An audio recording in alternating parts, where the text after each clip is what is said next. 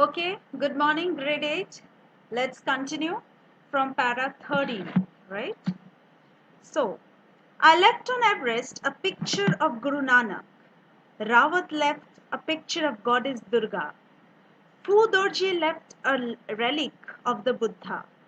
Edmund Hillary had buried a cross under a cairn, a heap of rock or stones in the snow. These are not symbols of conquest, but of reverence.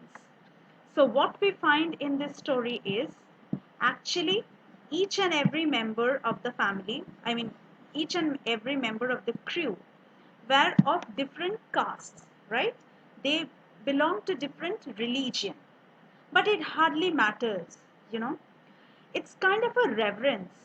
Once you are high up on the mountain peak, on the mountain range, the only kind of feeling that you have is okay, finally it's done, finally I have succeeded, and finally I have made it to the summit of the mountain. So each one of them belonging from, like, each one of them, whatever religion or caste or whatever their creed was, from where they belonged, from the very name you will understand one was a Hindu, one was a Hindu, one was a Christian, and another was a Sikh person, right? So HPS Aluwalia was a Punjabi, so he put a picture of Guru Nanak ji, right, at the summit of the mountain. There was this character, Rawat, who was a Hindu, who had put the picture of goddess Ma Durga, right? And Fu Dorji, who was a Buddhist, kept a picture of Lord Buddha. And Edmund Hillary had buried a cross. Edmund Hillary was a Christian and he therefore kept a cross at the summit of the mountain. So from here, we get to know that it hardly matters, you know, that from where you belong to or what your caste or religion refers to. It hardly matters.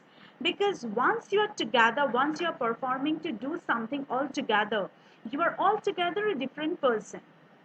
And you need not understand or think that, okay, I'm a Hindu, I'm a Buddhist, I'm a Jain, I'm a Muslim. We need not think so much. Because once you're about to conquer something, you are at the highest peak of it. It really or hardly doesn't matter. It hardly matters what caste or creed we belong to. That's what is talked about in this paragraph. Okay. The next one. The experience of having climbed to the summit changes you completely. So, this entire feeling of climbing the topmost level of the mountain altogether changes you. Yes? The next paragraph. There is another summit, as we were discussing the previous class also.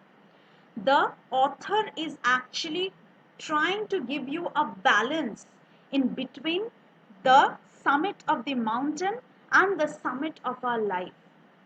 The entire story is around this very factor that the summit of mountain is less than the summit of life, because the summit of life is more enhanced, is more difficult to climb rather than climbing the summit of the mountain. Because once you climb to the summit of the mountain, you know that yes, I have climbed.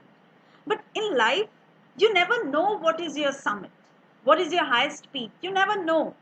And moreover, these days people are so much frustrated. People are going into depression. You see, there is always this or that, either of the problems in human life. So, he's saying that it's really hard to combat with the problems of life, the challenges that we face in life.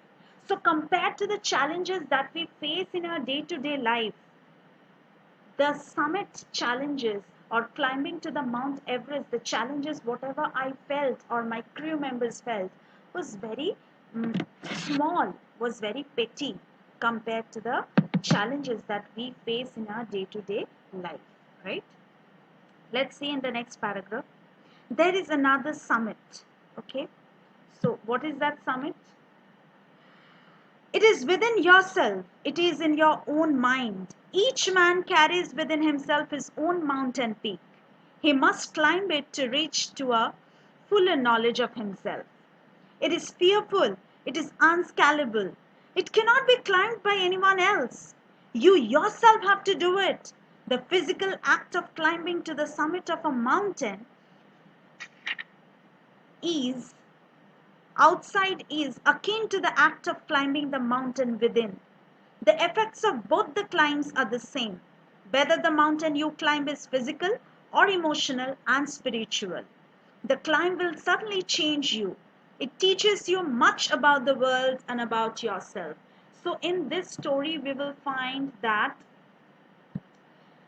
the writer has actually wanted to talk about that climbing the mountain is not only everything. Climbing the mountain is not everything. But climbing the summit of your life, which you only have to climb, nobody else is going to climb it for you. At least while climbing the Mount Everest, people were there to back you up. But here in life, it's very difficult for anyone else to back you up. Because your life is your life. Your struggle is your struggle. Your depression is your depression. So whether you will take life in a positive way or will you take life in a negative way totally is in your hand. While climbing the summit of the Mount Everest, there were people to back you up with that, okay, just 40 feet more, 50 feet more, 60 feet more. So there were always a backup from the crew members, the other members who were there. But in life, very few people will give you the boost to move ahead. Majority of the people will try to lag you back, will try to pull you back. Once you are about to or you go to climb the ladder, they will try to pull you down. They'll never allow to achieve something in life greater than they have achieved. They'll talk negative about you. They'll say evil things. Maybe you're doing a great job in your life, but people will always have negativity and they will always have bad things to talk about you, which you cannot stop. So that's why, people say that forget about what other people talk about you or say about you. It's you. It's your mentality. It's your vibes that will talk about. What you think about yourself is more important than what others think of you. So that's what is told by the poet.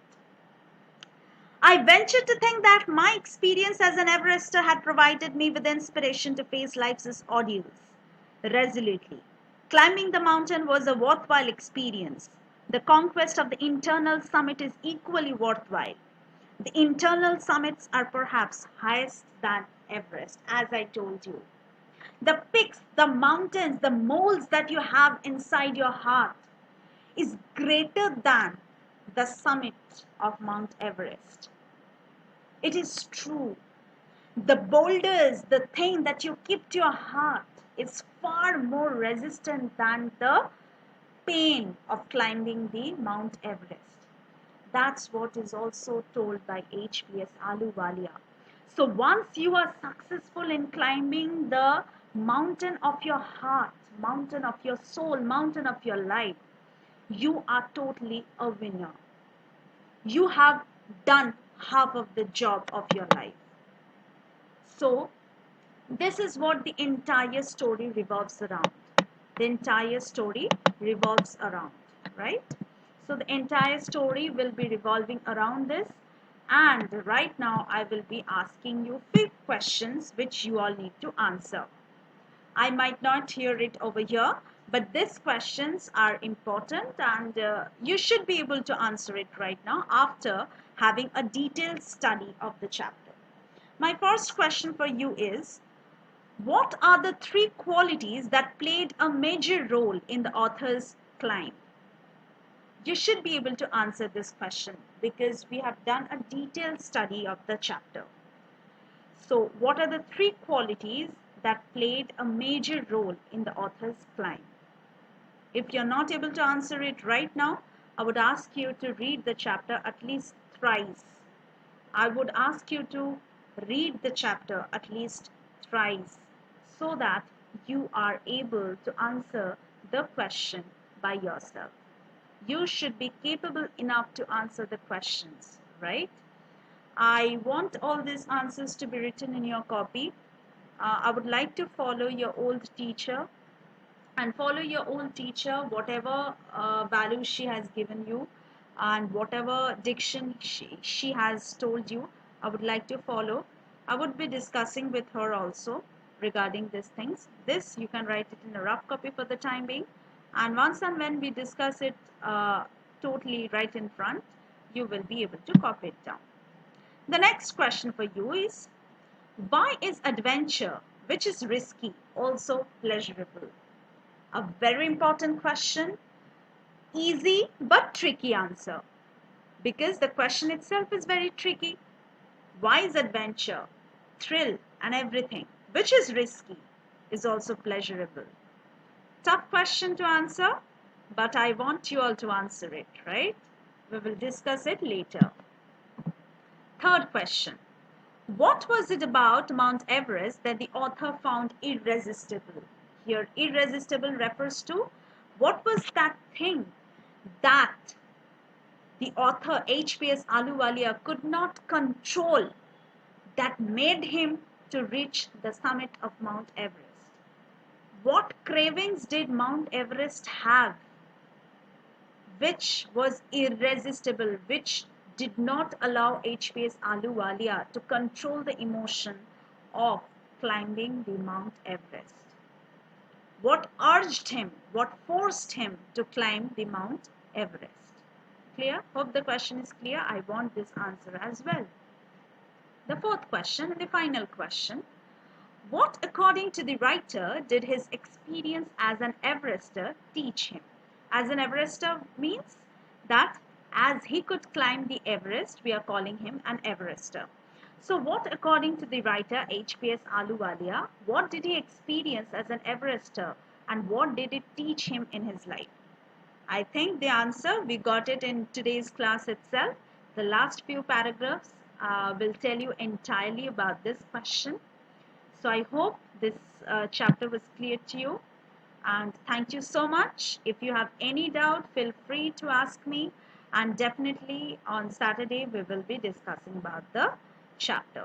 You might question me, do write it and keep it ready what you need to ask me, right? Okay, bye bye, ta-ra, see you soon.